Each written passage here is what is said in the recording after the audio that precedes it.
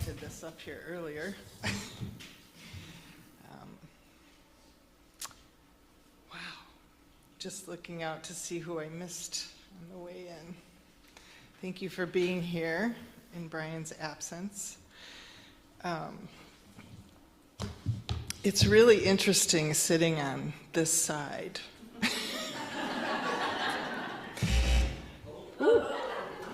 And my daughter's in my seat. Can really hear the piano. I'm going to start with a Bible verse. There were many Bible verses to choose from on the topic of belonging. I'm taking this out of the Message. It's from Ephesians chapter 2, verses 19 through 22. You are no longer wandering exiles. This kingdom of faith is now your home country. You're no longer outsiders. You belong here. God is building a home, and he is using us all. He used the apostles and prophets for the foundation, and now he is using you, fitting you in brick by brick, stone by stone, with Christ Jesus as the cornerstone that holds all the parts together. We see it taking shape day after day, a holy temple built by God. So I read what I'm about to read at a morning devotional. So if you were there, this will be a little bit of a repeat. It's from the book The Mystic Jesus by Marianne Williamson. Brian had talked about this book and that he was going to read it on his last month that he was off. And I went on Amazon and read about it because I wanted to be sure I was going to like it. And I have read through it like 4 times. It is just so good.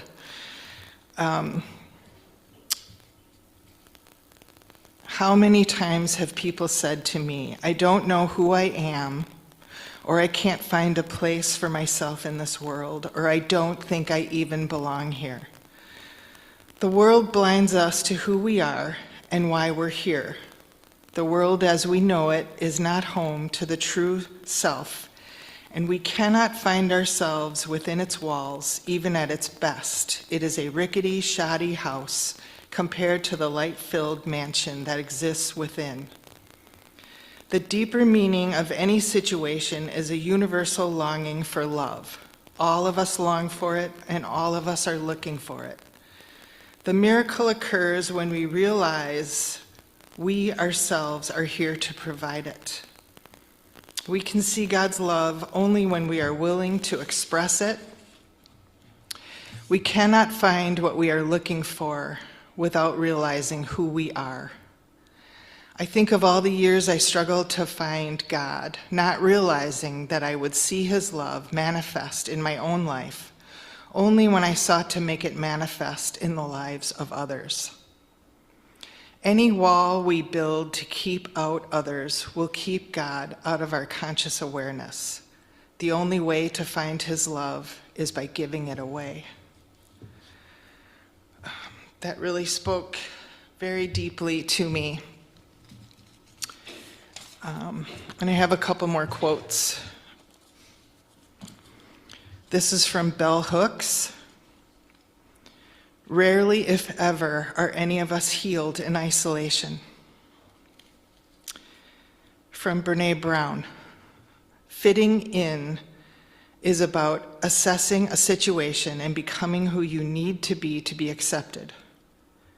Belonging, on the other hand, doesn't require us to change who we are. It requires us to be who we are.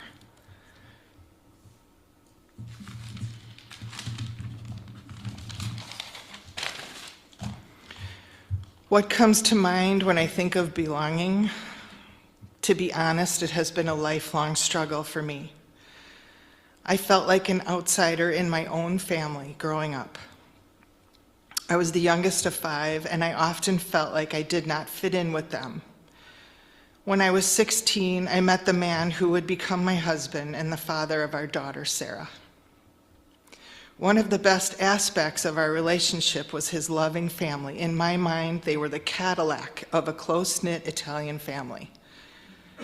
I had a real sense of belonging with them, and I still do to this day, even though my marriage ended almost 20 years ago. Over the years, I was part of a few churches, all non-denominational, and again, I struggled to feel like I fit in. I had to compromise my core beliefs and values, knowing that my ideals were one big gray area and the church was very black and white. I took a 3-year break from attending church, but I never lost my faith or relationship with God. What I missed was the community. No matter how close I felt to folks in those churches, though, there was still something missing for me. I'm so grateful to have met Donna during that time, and the fact that we're doing this together is extremely meaningful. We were both sort of church shopping at the same time in early 2020 at the start of the pandemic, and Donna knew Lisa, who invited her to Zoom church here at McFarland UCC. The moment that Bryan read that first reading, "Whoever you are, wherever you are in life's journey, you are welcome here," well, that hit like nothing I had ever heard at church before. It was hard for me to believe that a church this loving and open and accepting existed. As soon as we were able to gather together, I attended church and I slowly got to know people. I'm not going to lie. It was a struggle at first to be here in person, to let my guard down. I didn't stick around after the service for quite a while. In fact, I think I screeched my tires on my way out of the parking lot a couple of times, and I fled like I was running from a crime scene. I still had that nagging feeling like I did not fit in. I saw a request on our Facebook page from Levon, needing help for a few days post-surgery. I volunteered for one night, and we are still really good friends. It was more than just helping her, she helped me. We play cards regularly, we get together for coffee, and we check in with each other on a regular basis. There are many others now, and you know who you are. And here is a shameless plug for the kitchen duties. When Joan announced that they needed people to sign up and help with hospitality, I jumped at the opportunity. I knew I could make coffee. It might seem like just making coffee and serving cake, but it's really been so much more. The kitchen is where I met people.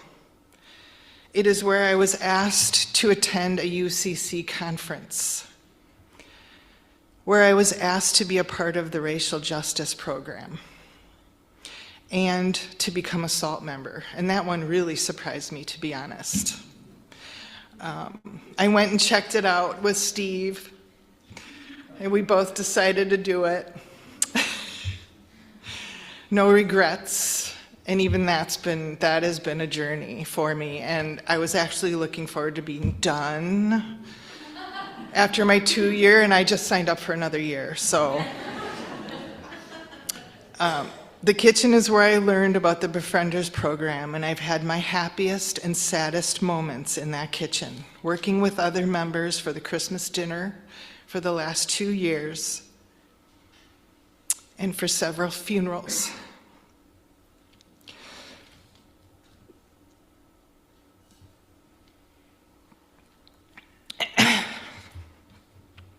Serving coffee is much more about giving of ourselves and showing love to others than it is about making coffee.